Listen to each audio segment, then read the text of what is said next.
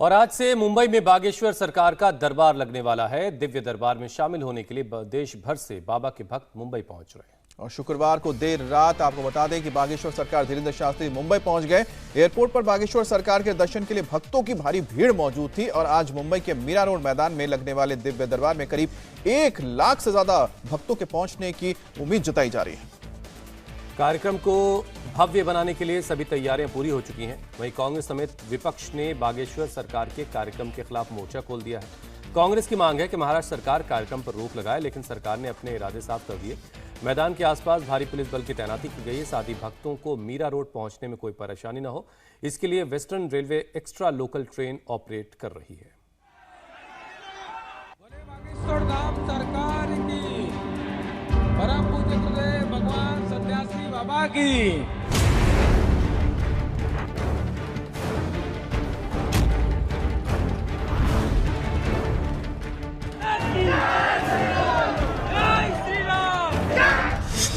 आज से बागेश्वर सरकार का दिव्य दरबार मुंबई में सजने जा रहा है। फ्रीडम ऐप से सीखकर क्या आप सब्जियों की खेती करते हैं? अगर ऐसा है तो आप अपनी सब्जियों को 1 करोड़ फ्रीडम ऐप के जो ग्राहक हैं उन्हें बिना किसी खर्चे के आप उसे बेच सकते हैं। पंडित धीरेन्द्र शास्त्री मुंबई के इसी मीरा रोड मैदान में अपना दिव्य दरबार लगाएंगे। बागेश्वर सरकार का 2 दिनों का कार्यक्रम फिक्स है और इसके साथ ही फिक्स है बाबा के कार्यक्रम पर सियासी बवाल। मुंबई वाले पागलों, करो बप्पू तुम तैयारी। मुंबई महाराष्ट्र 18-19 मार्च को आ रहे हैं मुगदरधारी।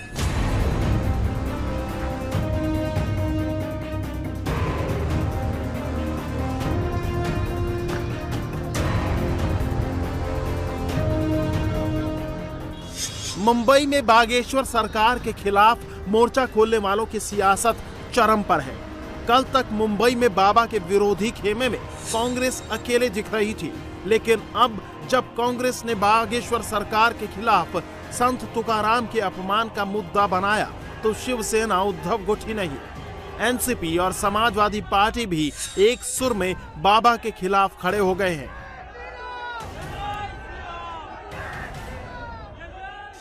संत श्रेष्ठ तुकाराम महाराज जी का अवमान करने वाले को सिर्फ माफ़ी मांगने से नहीं चलेगा, उसको जवाब देना पड़ेगा। सरकार ने कार्रवाई करना चाहिए, ये मांग हमारी है।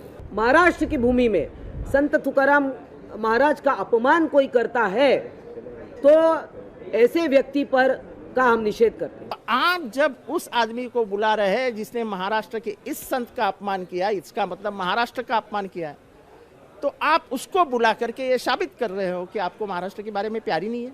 बिल्कुल, अगर उन्होंने अपमान किया तो मैं भी इनको ऐसे लोगों को बिल्कुल एंट्री महाराष्ट्र में नहीं मिलना चाहिए, कहीं भी नहीं मिलना चाहिए। जो लोग किसी पुरुष का, महान पुरुष का अपमान करते हैं। बागेश्वर सरकार के खिलाफ विपक्ष ने मोर्चा खोला तो बीजेपी भी खुलकर हिंदू राष्ट्र की बात करने वाले धीरेन्द्र शास्त्री के समर्थन में उतर आई है। हिंदू समाज, हिंदू धर्म, हिंदू समाज के संत साधु समागम, इन सभी को कांग्रेस का प्रखर विरोध शुरू से रहा है और अभी जोर से लोगों के सामने दिख रहा है। उन्हें हिंदू साधु संतों की या हिंदू समाज की याद उस वक्त आती है जब चुनाव समीप होते हैं। क्या हिंदू का ठेका क्या बीजेपी ने ले लिया? मैं खुद हिंदू हूँ, कांग्रेस का प्रदेश अध्यक्ष हूँ, लेकिन जिस तरह से बीजेपी अपने आप को हिंदू के खुद ही महामहिम समझने लगे हैं, ये कॉन्ट्रैक्ट लेने का भाषा उन्हें बंद करना चाहिए। संत तुकाराम के सहारे बागेश्वर सरकार के कार्यक्रम का विरोध करने पर जहां विपक्ष और बीजेपी आमने सामने हैं, कानून के चौकट में गृह विभाग काम करेगा। आखिर राजनीतिक नेताओं को ये तय करने का अधिकार कि किसका कार्यक्रम होना चाहिए, बागेश्वर बाबा ने अगर गाली दी तो उसका होना चाहिए या नहीं होना चाहिए, सरजी उस्मानी का होना चाहिए या नहीं होना चाहिए, स्वतंत्र वीर सावरकर को गाली जिन्होंने दी उनका होना चाहिए या नहीं चाहिए, ये ना मैं तय कर सकता हूँ ना कोई नेता तय कर सकता है। ये तो पुलिस उस विषय को लेकर कानून सुव्यवस्था को देखते हुए निर्णय करती है। तो वहीं बागेश्वर सरकार के खिलाफ मोर्चा खोलने वाले अखिल भारतीय अंधश्रद्धा उन्मूलन समिति के श्याम मानव ने मीरा रोड में डेरा डाल दिया है। श्याम मानव ने बाबा पर एक्शन के लिए मीरा रोड थाने में शिकायत दर्ज कराई है। हमारा 40 साल का रिकॉर्ड है।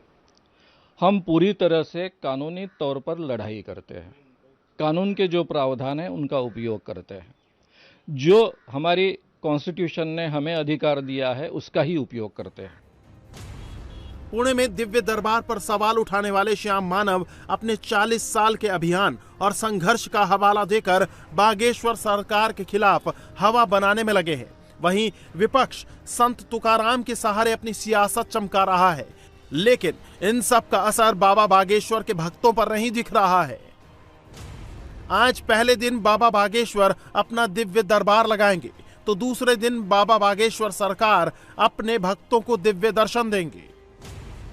अब आज से 2 दिनों तक मुंबई का मीरा रोड मैदान ही बागेश्वर सरकार धीरेन्द्र शास्त्री का ठिकाना होगा। ये वो मंच है जहां पर बाबा बागेश्वर विराजमान होंगे, उनका दिव्य दरबार लगेगा।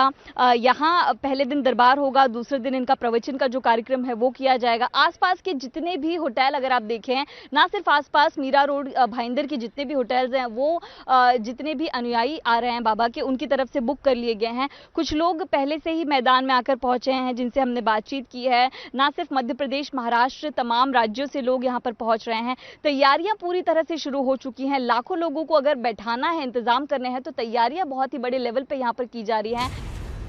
बागेश्वर सरकार की एक झलक पाने के लिए हजारों भक्त इस पंडाल में मौजूद होंगे। दूर दूर से बड़ी संख्या में भक्त यहाँ 2 दिन पहले ही डेरा डाले हुए हैं। क्या नाम है आपका और कहाँ से आई हैं आप? मध्य प्रदेश से। मध्य प्रदेश से आई हैं। काम। अच्छा, आप लोग कब यहाँ पर पहुँचे? बाबा का कार्यक्रम तो कल है। हम लोग आज आए हैं ना ट्रेन से, रात में पहले पहुँच गए आप लोग बाबा को देखने, बाबा के कार्यक्रम में शामिल होने। जी सागर। आप कहाँ से आई हैं? हम भी सागरई से हैं। अच्छा। हाँ। बाबा का कार्यक्रम कल शाम को है, उसके पहले धूप में आप लोग आकर। फ्रीडम ऐप से सीखकर क्या आप सब्जियों की खेती करते हैं? अगर ऐसा है तो आप अपनी सब्जियों को 1 करोड़ फ्रीडम ऐप के जो ग्राहक हैं उन्हें बिना किसी खर्चे के आप उसे बेच सकते हैं। तो बाबा जी के दर्शन करने ना, बाबा जी से लगन लगी है ना मिलवे की, इसलिए। बाबा तो एमपी से, मध्य प्रदेश से ही है, तो वहाँ पर क्यों नहीं? होते भी जाते हैं ना, हर कार्यक्रम में। हाँ, हर कार्यक्रम में जाते हैं। मीरा रोड मैदान में बाबा का प्रोग्राम है और इस मैदान में 1 लाख से ज्यादा लोगों के बैठने की जगह है। मैदान में एंट्री के लिए 7 कॉमन एंट्री गेट और 2 वीआईपी एंट्री गेट बनाए गए हैं। सिक्योरिटी को लेकर भी बाबा के वॉलंटियर और पुलिस मुस्तैद हैं। आसपास के तमाम होटल और लॉज 1 दिन पहले से ही फुल हो गए हैं। भक्तों की भारी भीड़ को देखते हुए वेस्टर्न रेलवे भी 2 दिनों के लिए एक्स्ट्रा लोकल ट्रेन ऑपरेट कर रही है। जितने भी होटल्स है मोस्टली सब बुक हो चुके हैं। सारे लोग बाहर से काफ़ी लोग आए हुए हैं। देखिए, हमारे को 80 हज़ार से 1 लाख लोगों की यहाँ पर हमने व्यवस्था की है, और उतनी हमें, जैसे इसके पहले भी बाबा का जब भिवंडी में कार्यक्रम दिसंबर में जब हुआ था, वहाँ पर भी 1 से 1.5 लाख लोग वहाँ पर आए थे, और उसी आशंका के मद्देनजर हमने यहाँ पर भी उसी संभावना से 1 से 1.5 लाख लोगों की व्यवस्था हम कर रहे हैं। इंडिया टीवी हर वक्त हर जगह डाउनलोड करने के लिए सर्च करें India TV news Google play store या ऐप स्टोर पर।